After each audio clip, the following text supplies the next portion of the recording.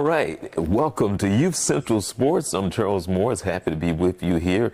And I got the man with me as we're sitting up here trying to watch the last 14.8 seconds left here in the fourth quarter with Boston leading Cleveland. Your Cleveland.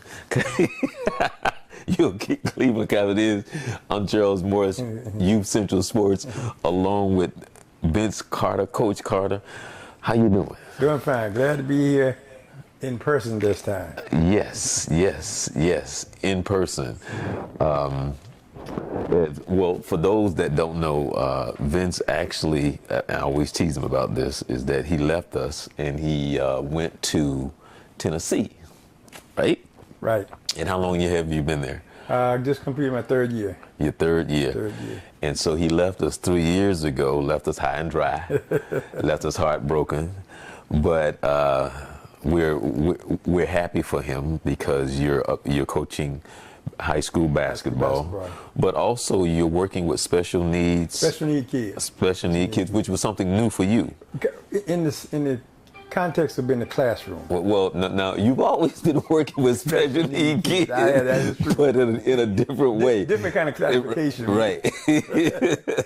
We've done a special need. I've been involved in special, through YBOA, we had a special needs basketball day camp that we had done. I had done that for 2 or 3 years, so kind of had a little feel for what it was like and had a touch of Special Olympics. Mm-hmm. But this experience in the classroom is totally different. But okay. It is probably, I'm having a ball. They have challenged me. Mm-hmm. Some cases I've met the challenge. Others I'm still trying to meet the challenge. But overall, it's been a great experience. I love it. Okay. I love it. Okay. Now, also, you can give us your annual update on where you are on your recovery because you had surgery back in February. February 27th. February 27th. I had a fall on the 16th down some stairs and tore my patella tendon in my left knee. And then I had surgery on February 27th. And as of today, which is roughly maybe 10 weeks since surgery, I'm up and around, able to walk. I'm able to drive. I drove myself here from Tennessee. Very much independent. I have not totally been released from the doctor yet, but I'm at the highly functional stage. Okay. And so I'm real excited about that. I can walk without a walker. Mm-hmm. I don't need any assistance. I carry a cane for security purposes, but I walk 90% of the time without it. I've been able to get back on the basketball court, which was some serious therapy for me to be able to get back into the gym. So I actually have recovered very well. Okay. I'm recovering very well. Okay, and the estimate time of the full recovery is? Full recovery back to normal is 6 months. Okay. But I go back in June for what I think will be around about 12 weeks recovery time to be released from the doctor. Okay. Is what my anticipation. Okay. The unique thing about this, and he said in my particular case, before I got range of motion in my knee, I got strength. Mm-hmm. And so now we got to go back and get range of motion. And some patients, it's the reverse. They have range of motion, but they don't have any strength. Mm-hmm. I'm the reverse. I have strength. I just don't have range of motion. Okay. So what he's trying to do now is and let me give you, here's the thing that I'm laughing with him about. When I started out, my range of motion, that is how much I could bend my knee, was about 30 degrees, is what they called it. Mm-hmm. So he had set some goals. So he had 80, I got past 80. Mm-hmm. He had a goal of 90, I got past 90. Now he wants 100. Mm-hmm. And so let me put that in context for you.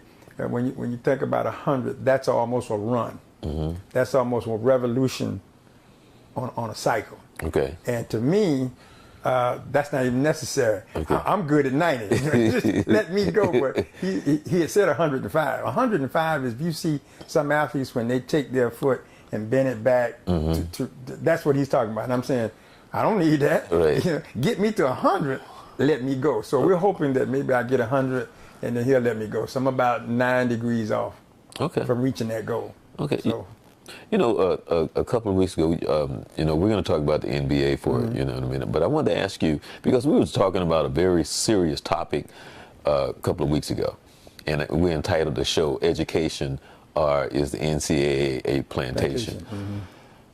in your circle, because in your circle you deal with some high-end NCAA, you deal with NBA, you deal with NFL, so on and so forth. Have you guys ever had that discussion among the peers about that? And if so, to what degree? And for those that don't know what we're talking about, a couple of weeks ago, we were talking about the NCAA and how they really exploit the athlete.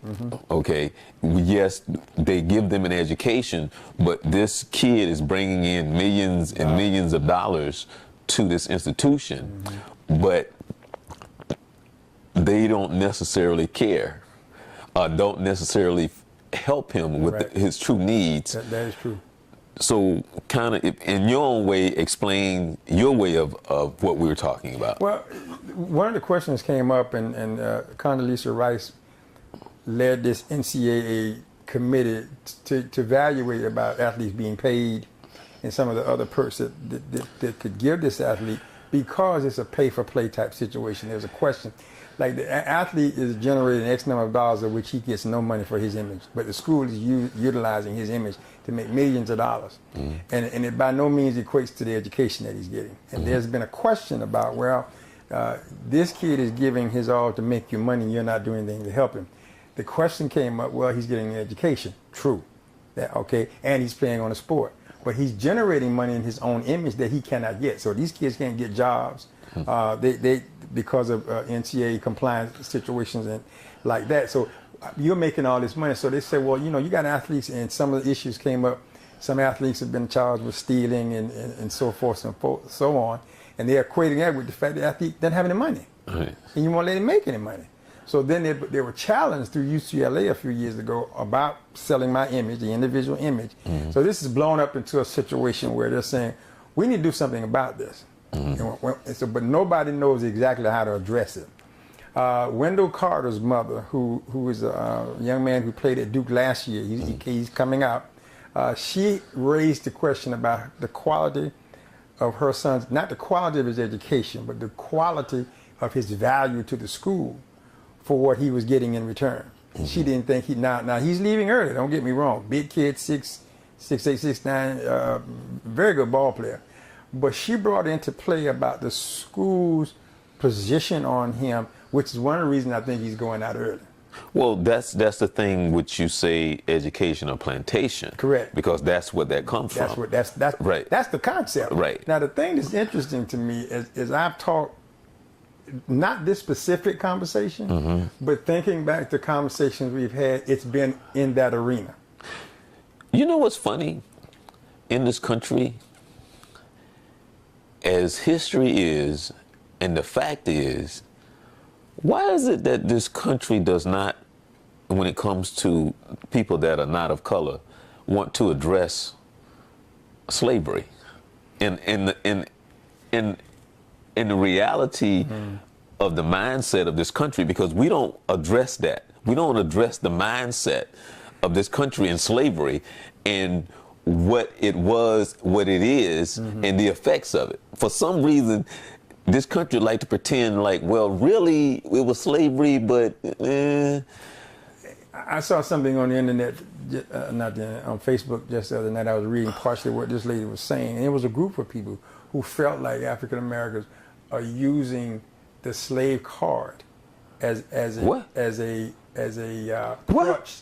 It was interesting to hear them say that. So, and like one of the ladies said, well, they really should just get over it. She said, I had nothing to do with that.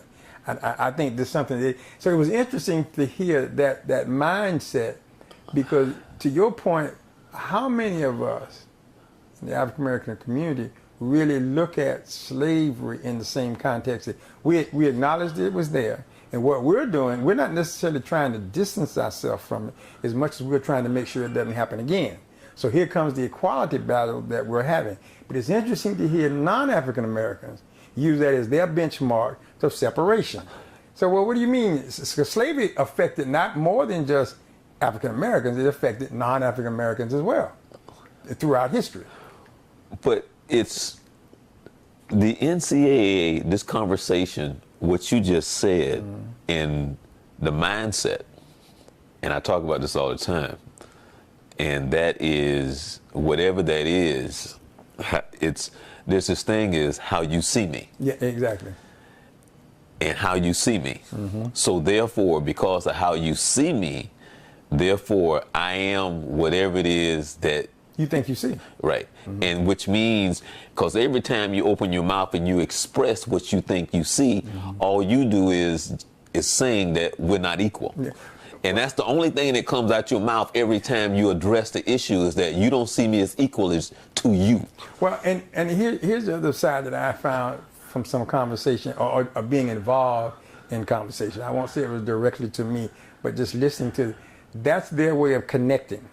We go back and we think it is assumed sometimes that that's a great way to start the conversation. We'll start with it with slavery, which talks about the inequity, but it also releases the guilt.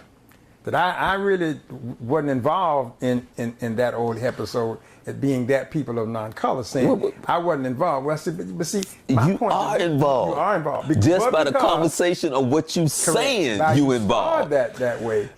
But also, to that point, you would ask, I wasn't there either. Okay, but what are we going to do to make sure it never happens again? And that's where we get involved. The problem that I always say is with the NCAA and the plantation thing is that to them it's not a problem, and it never was a problem. Well, it's a problem only now because it's being addressed. No. I meant it wasn't a problem. No, they were fine with it. Exactly, because how you see me. Well, it's how you see me and what it's doing for me. Right. Okay, and as long as I can go out and recruit the top players, put butts in seats, raise this money, live off your image, I don't see a problem. Right. Okay, because what's being said by them, there's a fair exchange here. You're bringing your talents to this school, we're giving you an education, and everybody's happy. No, we're not, because when you look at what it costs to educate me and what I bring to you in the sport, it's not equal. So what the conversation today is, let's make it equal. How do we do that? Well, we either pay stipends or... Well, I guess I'm supposed to be happy being the Negro kitchen, the Negro that's in the kitchen, kitchen Negro, kitchen Negro. That's kind of the mentality. And see, and I don't want to give history lessons, but going back to the abolishment of slavery, it was not a humanitarian thing. It was a business. Right? Yeah. Duh. Business is. I mean that, which I wish that I could, bring my history teacher on, which I've been wanting to do that on the Journey 2020. By the way, we have the Journey 2020 every Monday at 7 p.m. So if you go to www.journey2020.com, you can join in every Monday at 7 p.m. Right. Because one of the things that he taught us in history in high school was Lincoln did something that, because everybody talk about his heart. It had to do with business. Yeah, business. It had to do with business. It had nothing to do with because he cared.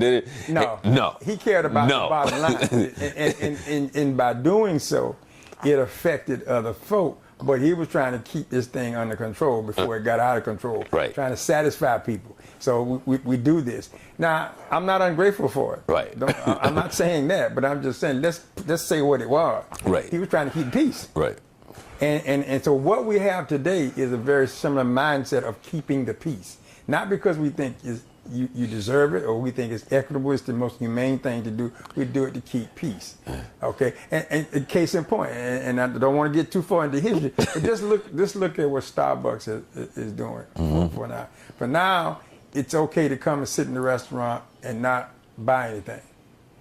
So that has to be a mandate. It's been being done for years. Right.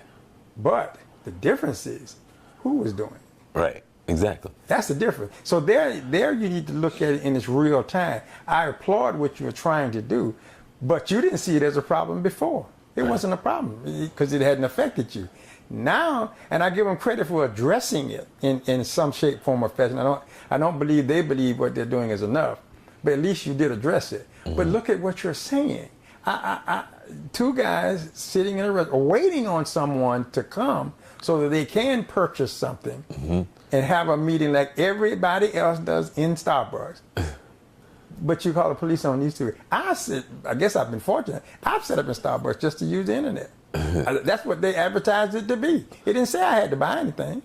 Come sit with us, get a cup of coffee or drink whatever, and use our Wi-Fi.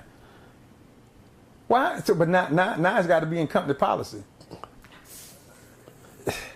I struggle with that. I really do. And I don't want to. I want to talk sports, but I struggle with that. But we're talking about the plantation mentality, though. The plantation mentality. And it does carry over into sports. And I think that we have to be aware of it. We have to acknowledge it for being what it is. And I think we have to address it as if they're trying to do that. But what's funny though, like for an example, when Jimmy the Greek, remember that comment that he made about the hamstrings and they breathe and da-da-da-da? He was telling the truth. He was. And look how they came. And see, that's what I mean by how this country addressed slavery. They act like it didn't happen, this mentality, because he spoke the truth and he got slammed. He did. He got slammed. They took him off TV. But the context of what he said could proceed to be offensive.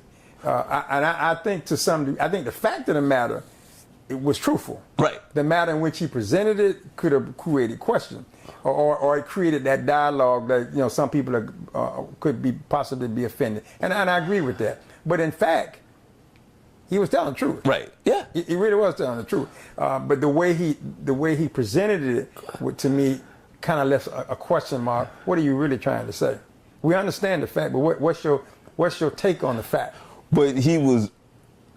Really, Vince, it really wasn't that much of a take, but other than what it was this country and who we are and what happened in our history and the perception and why they did what they did. That's what it was. That is, and I think we're still there's two things, and I say, and I've said this a number of times on our broadcast, and I believe is the Achilles heel of this country and this world: race and mental health. Mm-hmm. We can't get past it. We don't know how to deal with it. We either don't know how or we don't want to. And I think we find ways to mask it, but we don't want to deal with it. Because of how you see me. It has a lot to do with that. Because of how you see me, and because how you see me, we are not equal. It kills me when I listen to these guys on ESPN or Fox News, when I hear them address Covenant, what's his name? Love? No. Quarterback. That's being black. Oh, Colin Kaepernick. Right. Okay. When I hear them talk about why he's doing what he's doing, not to get into it because that's a whole nother show, but my point of it is, he's standing up for something that evidently is a problem. Yeah. Okay. And for those who don't agree, to me, you're saying it's not a problem. Well, yeah. You're saying it's not a problem for me. Right. Not a problem for me. Right. And so, long as you making your money, you good. But at the same time, here, like I hear one of the brothers on Fox News talking about it, right? Because it always go back to the money. So you good making your money, and you slamming him, but you making your money. But as you talk, you living in this neighborhood, right? Nice neighborhood, and you driving a nice car. But when you driving down your street in a neighborhood where there's not a lot of you, and then when the police officer pull you over, you got to think, okay, now I got to keep both hands on my wheel. Okay, I got to address him a certain way, and I got to make sure, because if I don't, and this nice house is just three houses away, that's a very good chance I can get shot. When somebody else around the corner gets stopped, just to say, hey man, your left tail light is out. Don't have to address with the hands on the wheel. Don't have to address, don't have to watch this certain move. But you fine with that because you're making your money. Well, the thing about the sport to me, it's a platform. It's a platform to exhibit excellence in sports. It's a platform to exhibit a mindset, championship mindset, team concepts, and all of the above. But it's also a platform to talk about social concern. Not that it's a primary, but it's an opportunity, it's a platform to do that. And what you are seeing, you saw it in Sacramento, where the community became enraged, and they got the support of the Kings in a wrongful, a young man was killed, what perceived to be wrongfully by police. The community became involved. That should not be a race thing. That should be a human thing. Exactly. That's what it should be. It should be an uproar simply because a human being's rights were taken away from him unjustified. And that's what I meant. That's where we need to see it. But that's my whole point, because that's what I was trying to say. Exactly. Because he's doing something because there's a problem. Correct. But you don't see the problem. And you don't want to acknowledge the problem. Exactly. That's the other side, because that's how I feel about racism and mental health. It's over there. Exactly. But I don't want it over here. So since I don't have it, I will ignore it. How you see me. It is how you see me. And to take the sport platform, which to me is a high form, a very large platform, and it is part of society. You can't ignore that. Those are human beings out there on that field, or on that court, or that baseball field, or soccer, whatever, and that live in real world. Pop from the San Antonio Spurs had a lot of comments. Steve Kerr with the Warriors. They all have commentary and narratives that they present based on their human side. They just happen to be a professional basketball coach, but he's speaking from not politically per se, as much as from a human side. And what I don't hear enough of is just the human aspect of that's what I'm searching for. Not all. I'm not going. You cannot ignore black, white. I'm not saying that, but there's some major concerns that we address as people that will address black, white. Let's start with people first, and that's wrong. That situation there that we're mistreating this guy, it's wrong. Let's deal with that first. Now the fact that he or she may be African American or non-African adds a different flavor to it, but it's still wrong. Right. And for these guys to want to take a knee, that whole thing was blown out of proportion. Misunderstanding what they were saying, because how I see you and how it affects me. Right. Okay. But I think that's wrong. I think everybody has a right to make his expression, and you can't tell him or her where to make it. Okay. This is what America. Well, what he's doing, what we fought for. I'm an ex-veteran, war veteran. That's what I fought for, for my ability and anybody else, whether I agree with them or not, to make their statement. Right, and so which goes back to the NFL came out today with the new policy. Right. And so how you feel about that?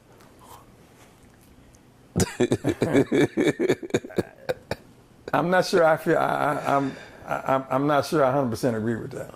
But see, what's the difference though? And I'm not saying do this. I'm not saying I agree or disagree. But I'm asking the question, and I'm asking you as well. And you make sure that you like us on Facebook. You make sure you subscribe to us on YouTube. But I'm asking the question from you on Facebook as well. What would be the difference between turning your back on the flag versus kneeling? I mean, or taking a knee, or burning it. I've seen people burn the flag for a sense of protest, right? And for a cause. I think we're taking away. We're back to the institution and plantation theory. Where's the individuality to that? The American flag represents to each and every American something different. Right.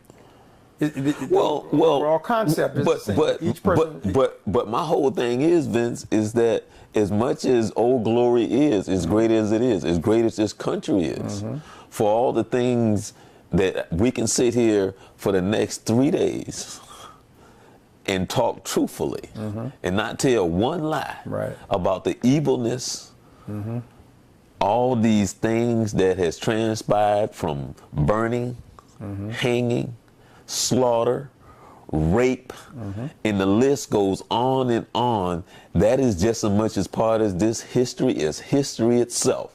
And you can't escape I mean, it's all part of. You cannot pick and choose. Right. That's my point. It is as much as part of Old Glory as George Washington. The current administration came in using the term, and this has spilled over into sport as well, make America great again. What you just described is what makes America great to start with, is its adversity.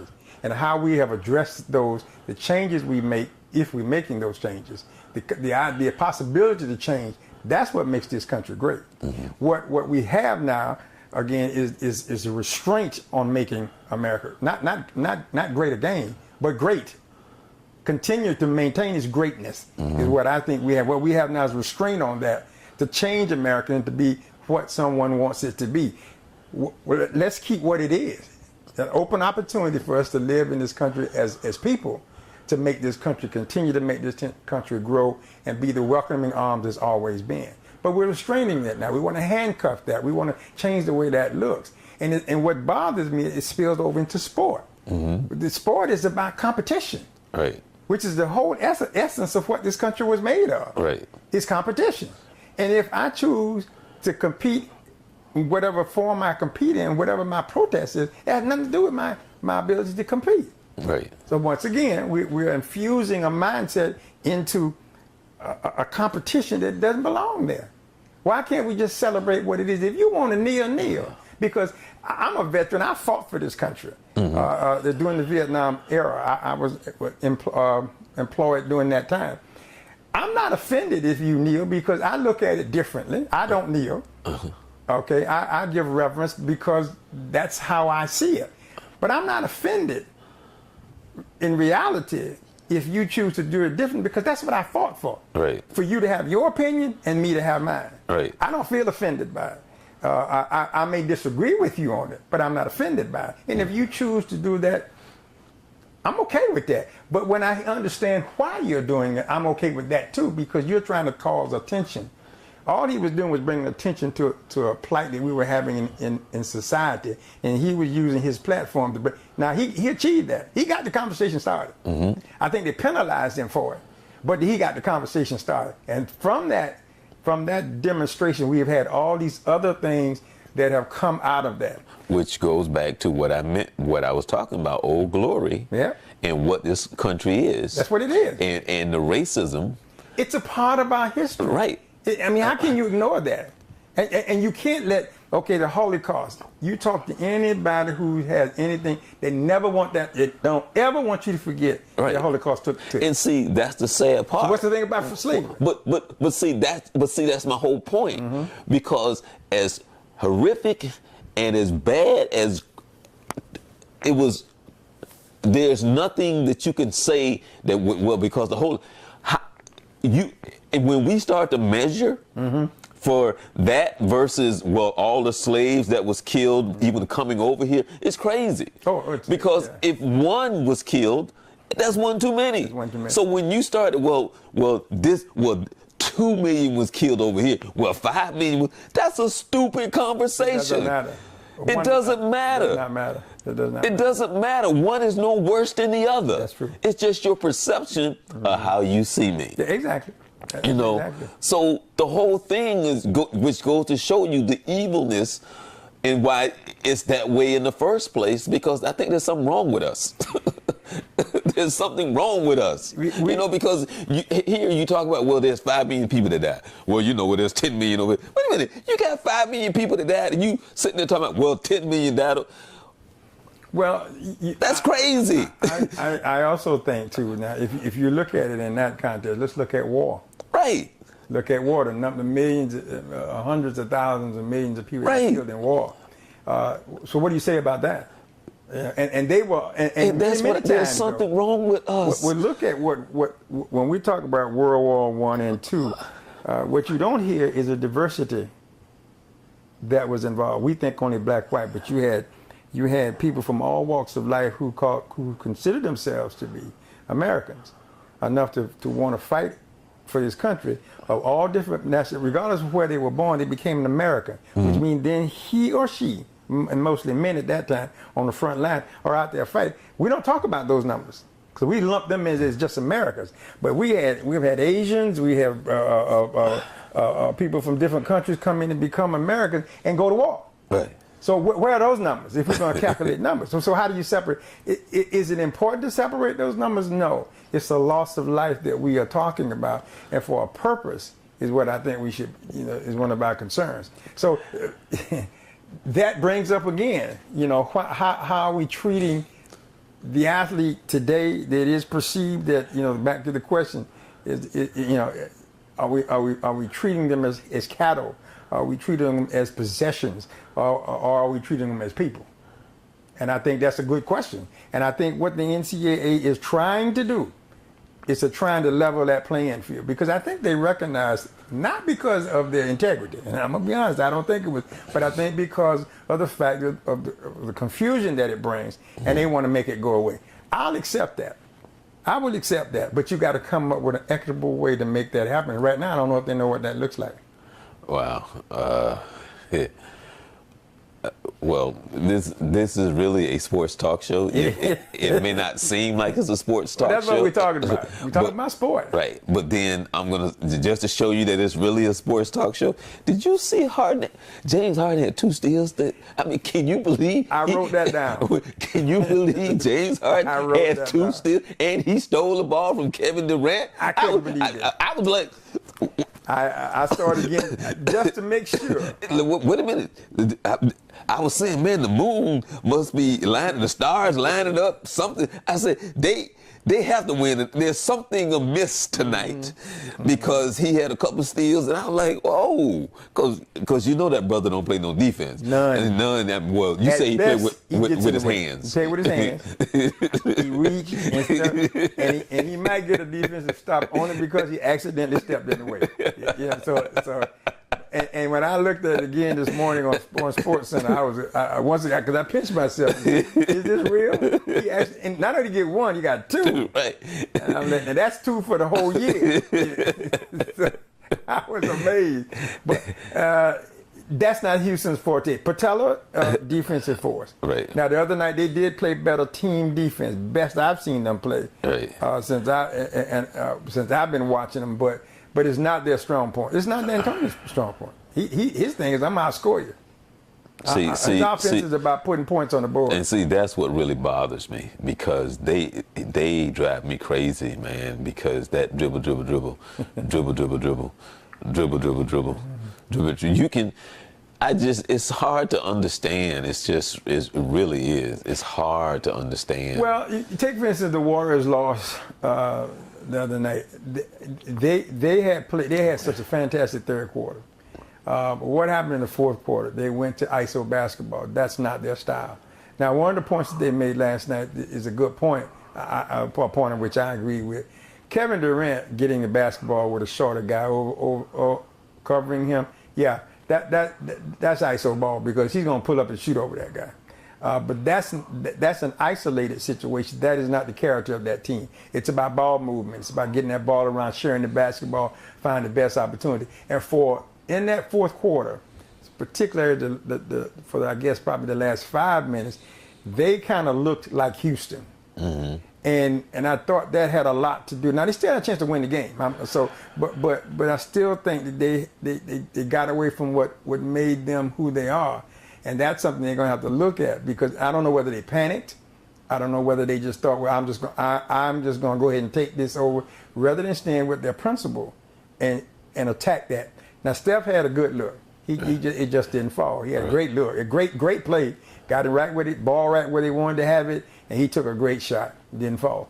While I would have liked to have seen that shot go in, but as a coach, you got to be happy with, I got what I wanted. Mm-hmm. It just didn't fall. Now, we were talking, because I'm hoping that it would go 7. I'm hoping it will not. I'm hoping it'll go 7.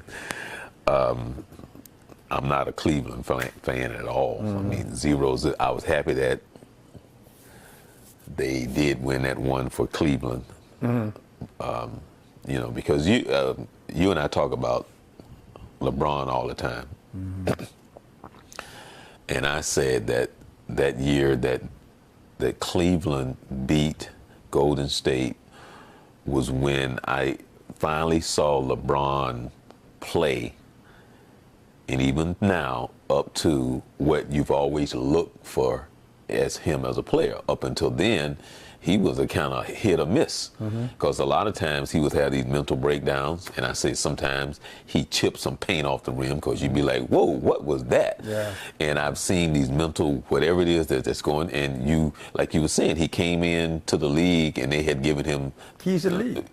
Right. And he hadn't earned it. Right, and he hadn't earned it. He hadn't earned it. And that move when he went to Miami was like, I would never respect that, ever in the league. No. Like, I don't respect Kevin Durant for what he did, but that's just me, because he didn't get it done. He didn't get it done. They was up 3-1, and he couldn't get it done. And if you look at those over the two seasons, the two last seasons that he was there, he couldn't get it done.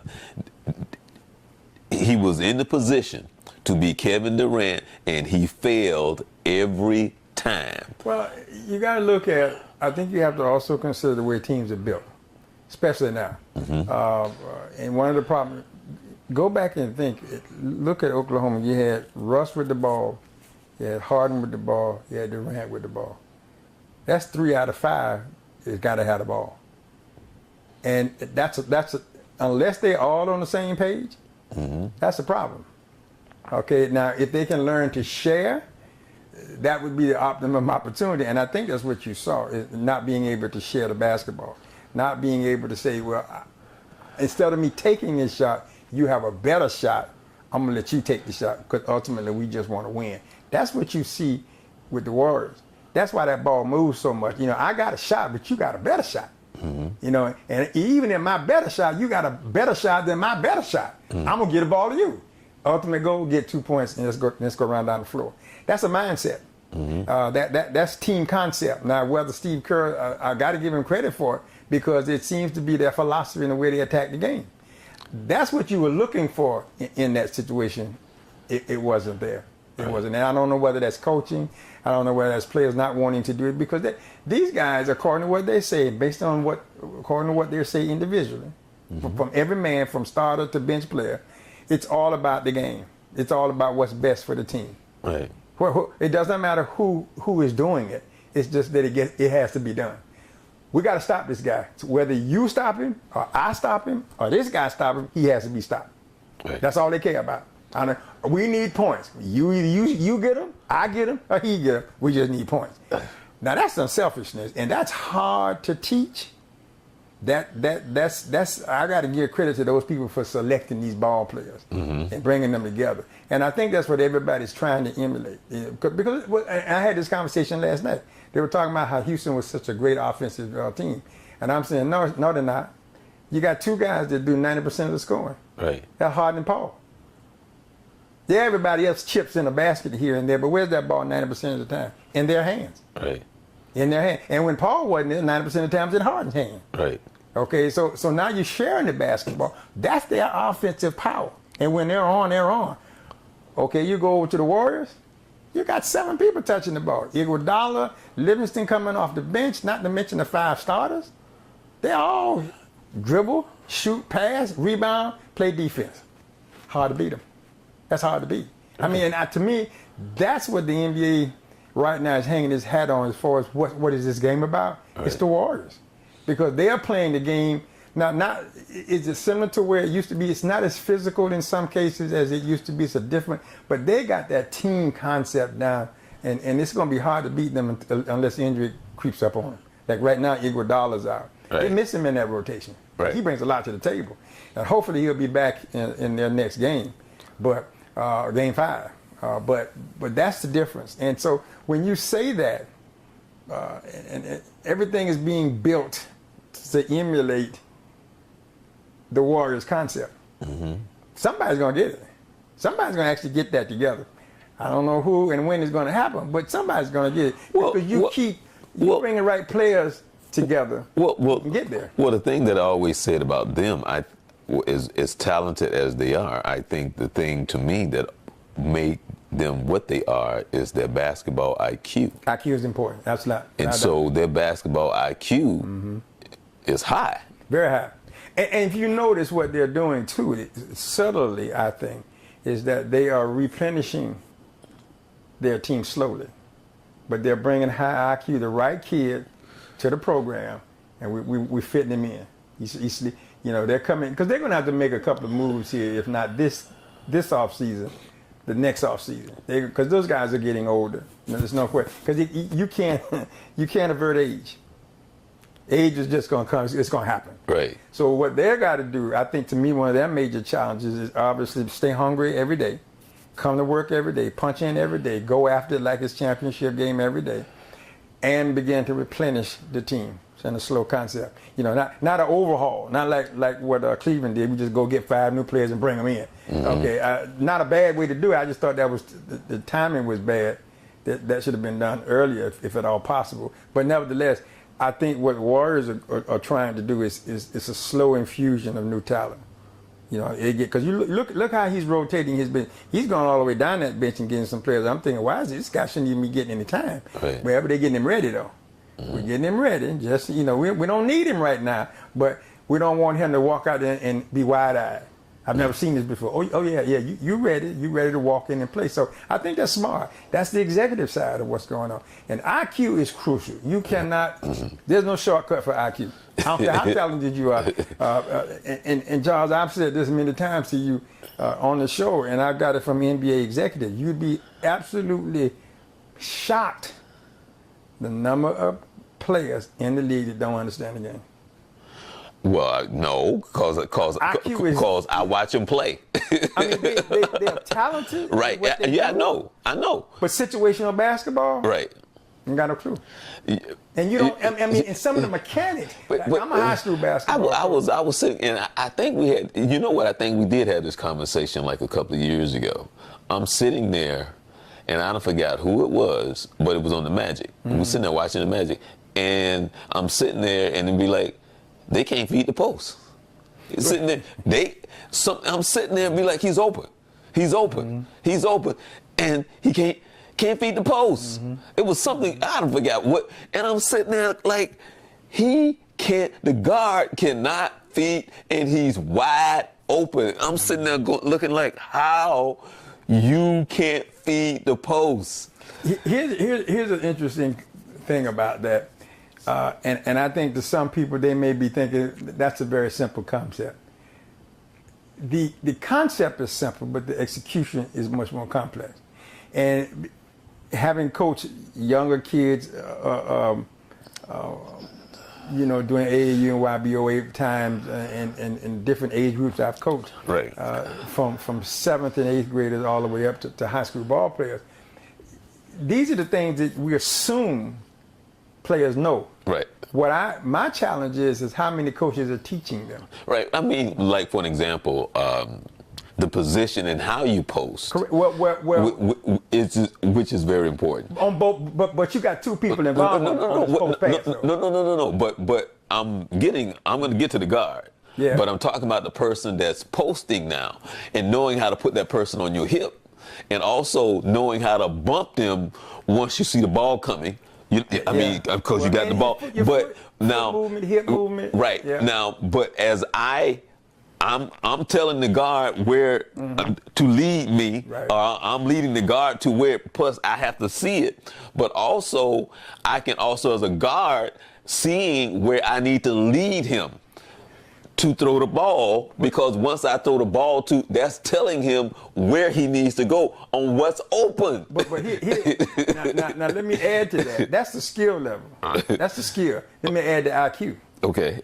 Instead of trying to make that from a high wing position, take another dribble and get a better angle. Oh yeah. But you say, oh yeah. But see, that's the part that's the IQ. That's the IQ. Is that I come down, I'm going to the post. Do I have a best angle? Just because he says I'm open, I got him open. But you throw a pass that could be intercepted as a taking a one extra dribble. Mm-hmm. Now you got a pass where it's a secure pass, right position, same play. Right, yeah. IQ. But in the same thing, in the sense of the give and the go. It's the exact same thing. Right, the give and the go. It's all about. Right. Well, that's what makes, like, for instance, with Golden State, I think, and a couple of other teams as well, but I'm highlighting them. right now, but because they read each other well, team continuity, team chemistry, IQ, unselfishness, and understanding what we're trying to accomplish. So that give and go is a feel as much as it is. See, now the execution of it is when I let the ball go, when he rubbed me, so on. The feel of it and the IQ is reading what's about to happen and understanding once that does happen, what do I do after that? So if I don't have, so when do I feed him the ball? When he's supposedly open, or when is he open? Is he open 4 steps down, or is that first step is when I should feed him? And that's IQ. Right. Now I think you have to teach that. Right. We teach on the screen. If he's coming off a screen, and he takes 3 steps and you throwing the ball, 9 times 10, that's not going, because now defense had time to recover. Right. When he turned that corner, step 1. Bam! That's when we feed him Exactly. That's when he gets the ball, so he can do what he wants. Exactly. But you have to teach that. But we assume it is assumed. It's like so many times. When he flashes, he's there. He's open. When he flashes, he's there. And so many times you'd be like, "What are you doing?" Well, he's open. You and I have watched that, and I can't tell you how many times I sat on a bench during a game and said to a player, "He was open 4 seconds ago." Right, exactly. When he first flashed, that's when you should have gave him the ball. And now the other side of that, again talking IQ as well as skill, is that if I get the basketball, if I'm the post player and you give me the ball, great post entry, I have to decide, do I have the opportunity to score or should I pass the ball back? Right. So many kids force that opportunity because I got the basketball. What about the kickback? What about the kickback and repost? Exactly. It's amazing sometimes when you're talking to them and you say, well, he was open. Okay. Was he really open, or did you just think he was open? Did he look like he was open? Because, and the help defense comes into play. Jab and recover comes into play. All of that is what, to me, is what makes this game so interesting, is what I love about it. But I'm shocked the number of players and coaches don't understand the game. And Charles, the most challenging part of the game to me is the half court game. Right. Now, getting the ball up and down the floor. If you got that kind of speed, it's an art to that too. But you get that thing and you go. Right. And I'm one of those. I like to let's get this thing. Let's get at it. Right. But at the same time, I'm a half court defense guy. Right. I want you to run your half court offense because I want to get there and get ready to play. It's amazing the number of players can't do that. And you know why? They're not taught that. Well, we can kind of talk about that for the next hour or so, because I was trying to teach one of this girl who was, after they got older, I think she was in 11th or 12th grade at the time. She was a tremendous athlete, but I was trying to get her to understand, because she had one speed. And I was trying to get her, I said, there's a time for that, but it's not always zoom. You got to know when to slow it down, when to go half speed, and when to go all out. But you just can't zoom, because you got to figure, you're a point guard. Everything is not zoom. Well, talking to players too about that same concept, exact same thing. I had a conversation with not long ago. Is knowing when to explode and when not to explode. Exactly. Change the speed. Right. Talked to a group of kids the other day about the pump fake. And they misunderstood what was being said about the pump fake. Pump fake is slow. Drive is quick. But I was taught to pump and then go. Listen to what I'm saying. Most time we get this and we go. What happens? The guy that you just pump fake, it hasn't had time to take effect. So it's the pump fake 1 second, then you go, give him a chance to react, and then go. How many kids misunderstand the concept? So when you get them to say, okay, still that quick pump, but it's that second that allows him to react to the pump that allows you now to explode on the basket. So many people don't get that. I don't understand that. I pump faking it, but it was all one motion. Right, exactly. So this guy didn't have to do anything but just wait for you, and you ran right into him. So it's those type of things down to the detail of the game we used to talk about. I work with my big guys, and we started talking about not only foot movement but shoulder position, head position. Right. Where should your body be at certain times? Where should your hips be in order to make this?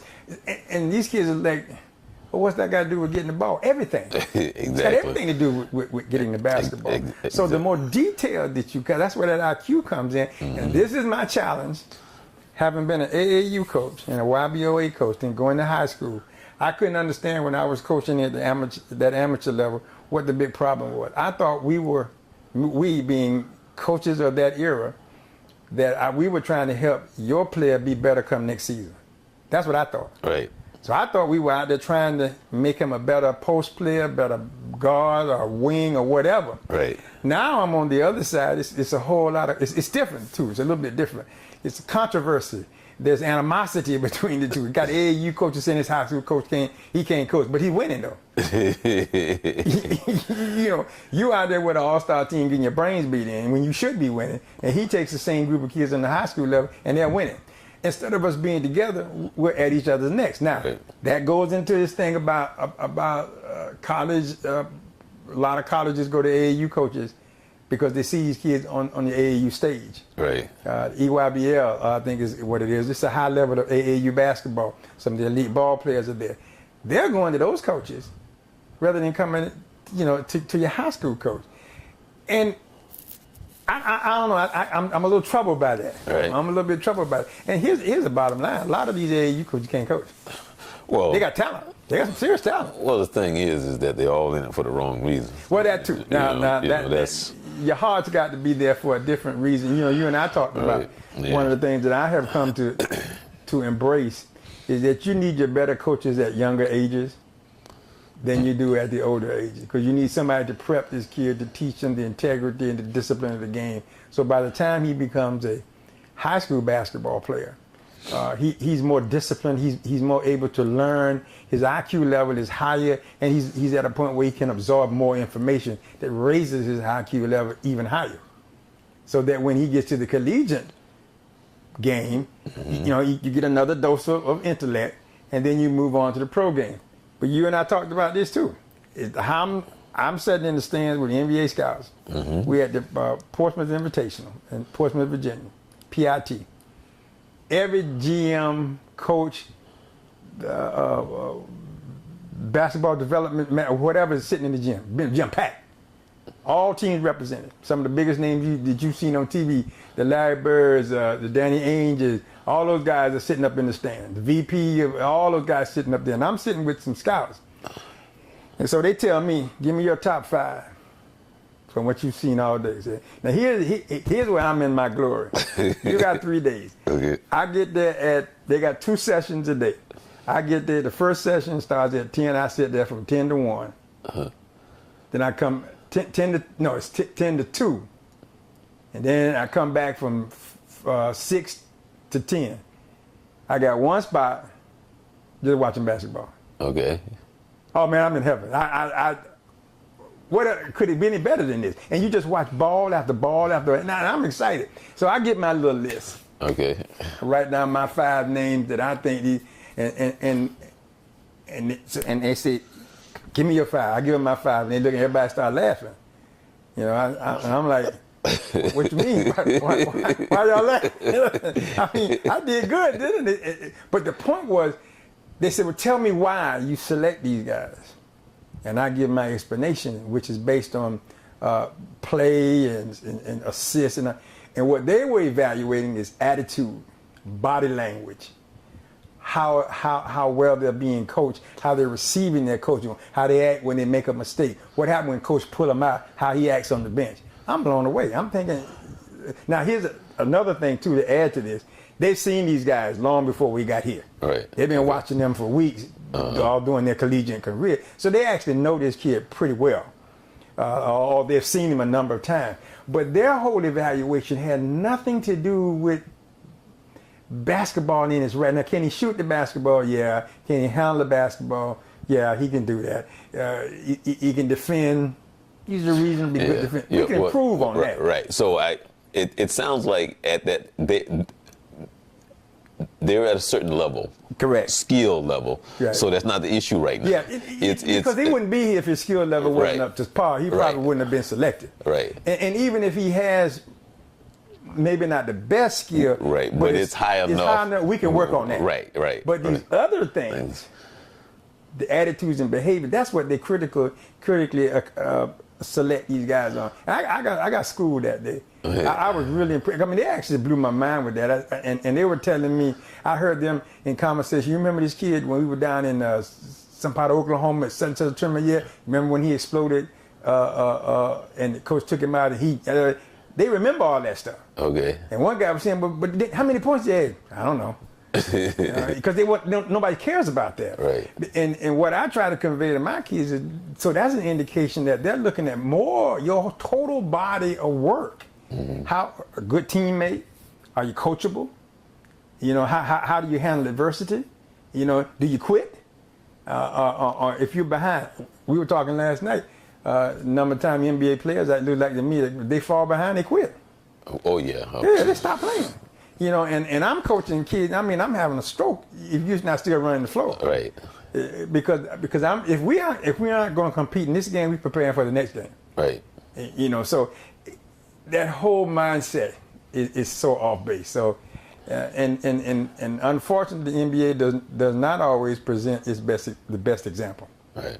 You know, I was about to do the 3-minute sprint with you. No, I was about to do the 3-minute sprint, but we're actually running out of time because I wanted to talk about Cleveland and Boston. Oh yes, yes. Okay, so I was about to do the 3-minute sprint. So I wanted to give you, I wanted to hear what you had to say about Cleveland and Boston. As I predicted. Okay. As I predicted. Now, what it looks like is going to happen. You wanted to go 7. It looks like we're gonna get that. Okay. I think Cleveland Boston will come back home and win, but I'm hoping they can get this road win. I've heard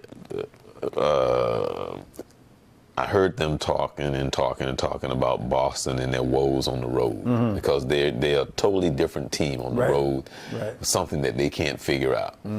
Even their energy level is different. Right. How it seems like they look at the basket differently or something like that. Now, last game that they played, they was kind of like there but not there when they was in Cleveland. You know, but there's just something about their whole personality. Maturity. You know, on the road. I think it's maturity. I really think it's a matter of maturity. And I think they're growing up on the road right now. And here this would be, I would imagine, if I'm Brad Stevens, I'm saying now it's time for us to grow up on the road. It's time for us to grow. Here's an opportunity. We're gonna go after this game 6 and see if we can get it right here. But if not, we know when we come home, we'll be at an advantage. But why wait till we come home? Let's play like we home now, and that gets them over. I think they're growing up, but I do think it's immaturity is what brings that on for them. But I think Brad is going to try to not overemphasize it, but let's just take this game 5 tonight and move it to game 6. Play the same way. You know, it doesn't matter what arena we're in. It doesn't matter that you're not sleeping in your bed tonight. That's immaterial. What's important is that we come out and we play. And I think that's the mindset that he's going to try to present to them. Because I think the real problem, as I said, is just immaturity. They're just young. Ask the impossible question. What you think LeBron going to do over the summer? I think he's leaving. It has been an awful lot of conversation. You can't always believe what you hear. But if you look at it, he got a home in L.A. He wants to pursue some different careers that associate itself with being out on the West Coast. Films, you know, acting and all that kind of stuff. And it's long been said that was the ultimate stop for him, was to play it for the Lakers. I think he's gone. Wow. I think he's gone. Now, also talking about selling the Cavaliers. That's what the owner has had, and you haven't heard much about that lately. But that was some conversation coming into the playoffs. That the possibility of him. I think I could see LeBron trying to buy him. Really? Yeah, I could see him trying to come back and buy, but I don't think he'd come back and play. I think he's going to L.A.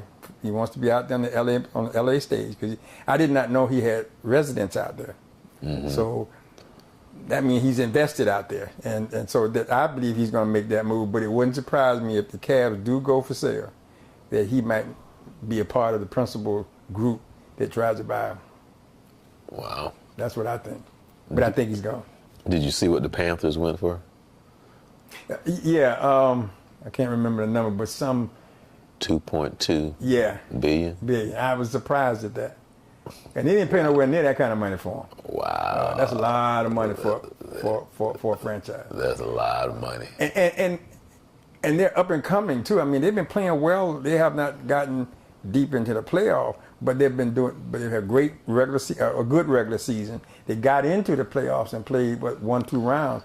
That's a good start. Well, I mean, they was in the Super Bowl, a couple of years ago. So, but 2.2 billion. All right.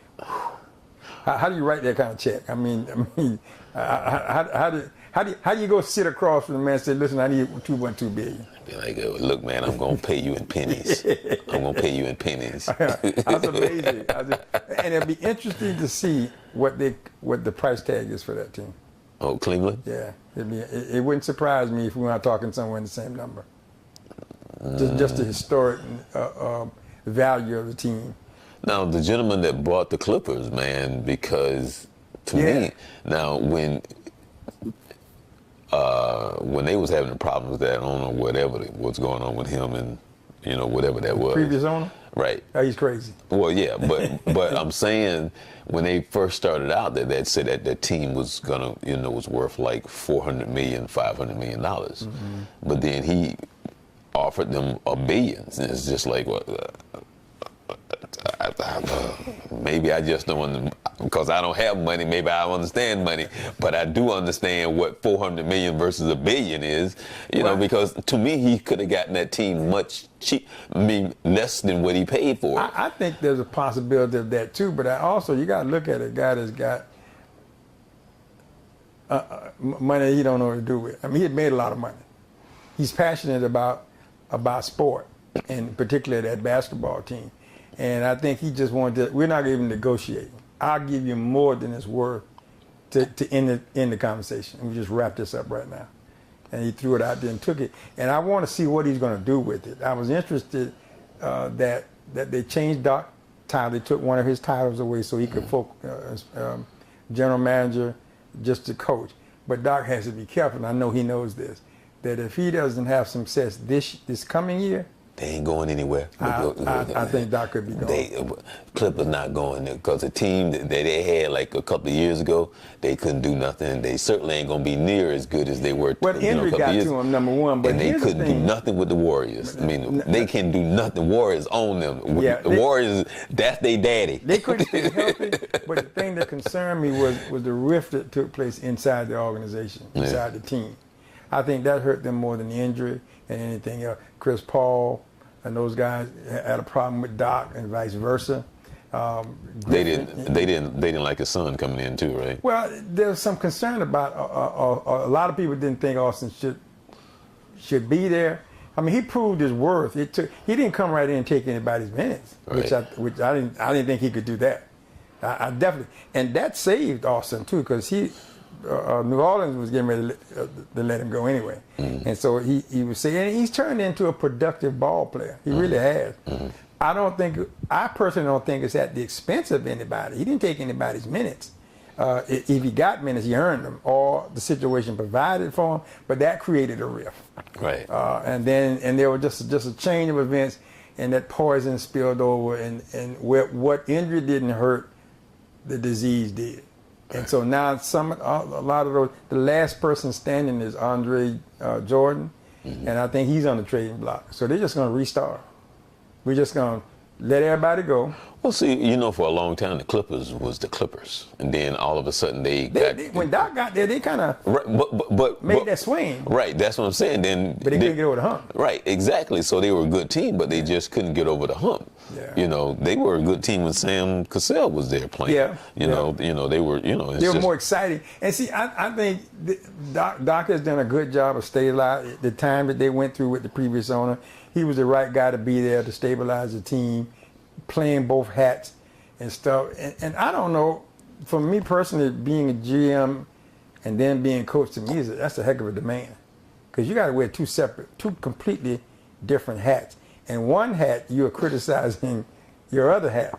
You're talking about yourself. Right. And so I just think that's a lot on your plate. And let's see if it helps Doc now. They got Lawrence Frank, who used to be at New Jersey, and he was assistant coach. They moved him up to GM, I think it is now. So he's going to take on that responsibility, or he hired someone to take on the responsibility to take it off of Doc's shoulder and let Doc go ahead and coach. Well, I think after next year I think he's in trouble. They got to win. Although they signed him to a multi-year contract, that means nothing. They'll buy that bad boy and send him on the way. Well, you're headed back when? To Sunday night. Sunday night, you're headed back to Tennessee. We have practice on Tuesday. Okay. We got Tuesday and Thursday, and then the following week, the first week of June, we go to Western Kentucky for our team, one of our first team camp, which is probably our most competitive team camp. We played against Bowling Green, which was the champion last summer, and we beat them in the summer. We were champion of the Western Kentucky Summer League, which was a great experience for us. And we'll play for through June, 3 weeks in June. We'll go to 6 camps, play minimum of two to three games. So we get quite a few games in a short period of time, and then we shut down. After that, we should be through the 3rd week of June. We'll shut it down. So then we let the kids go, and there's a 2-week period where we can't do it. We can't have any contact with them. But after that, then we go back to they're playing AAU ball and all that kind of stuff, and I'm gonna be working with a small group through the summer, some skill development, get them ready, and then we kind of let them play all the ball they want to play until school starts. Then we bring them back in the open gym, and then we start winding down toward the start of the season. Okay, and so you will be headed back to Florida when? I anticipate that I'm coming back in July, okay, but that's not confirmed yet. It depends on how many kids I got. If originally I had 6 kids, and if I have all 6 of them, it's going to be, I may come down for a weekend maybe, but I've committed to them. If they're commit to it, I'll commit to them, but I would be there, and we'll work all summer long. We'll work all summer long, July. Even when school starts, I can still do that. Now, if they're not going to commit to it, I'm coming back to Florida. All right. Well, Vince Carter, we come your way every Wednesday at 11 p.m., 10 o'clock his time in Tennessee. It's Youth Central Sports. We started off kind of serious this evening. Normally, we get right into sports, but I wanted to kind of get a feedback from the conversation that we was having about the plantation and what's being said and how they felt about the NCAA, because one of the things that we didn't cover is that they have a really big problem, and it starts long before those kids. It starts young. It's just part of our system. It's part of our culture now, and they start with the money early from the shoes and so on and so forth. And so we talked about, we don't know how it can be fixed. Really don't. The biggest thing they can do is manage it. Right. And I'll say this: I don't care what campus you go on. If you dig deep enough, you will find something. Right. Sports is a multi-billion-dollar industry, and in situations like that, whether it's shoes, whatever, you're gonna find something. I don't care if you go to NAIA. If you look hard enough. If you look hard enough, you're going to find something, But anyway, we come your way every Wednesday. And make sure you like us on Facebook. You can follow us on Twitter. We're also on Periscope as well. And so, Vince Carter, Coach Carter, yo. Good to be here. He will be leaving, like he said, on Sunday. And, of course, always keep Vince in my circle and in my prayers. Safe travel. Thank you. So happy that you're here. So happy that you're healing. Yeah. Happy to hang out with you. And so I have to take advantage of him. Maybe because he's busy. So I've been fishing, so I've been trying to get him to say, hey, come on, Vince, But he had a chance to benefit Yes, I did. from the fishing, because he had some bass last night. That's right. Bait bass. And it was good. And it was very good. Yeah, all right, all right. We had some collard greens as well. Mm-hmm. You know, that came from my backyard. Home cooking. We talking about home cooking now. Okay, well, that's going to do it for us. Thank you so very much, all of you that's been watching, even on Facebook, Periscope, and Twitter. Enjoy the rest of your week. I'm Charles Morris and Coach Carter. Coach Carter. All right, you be blessed.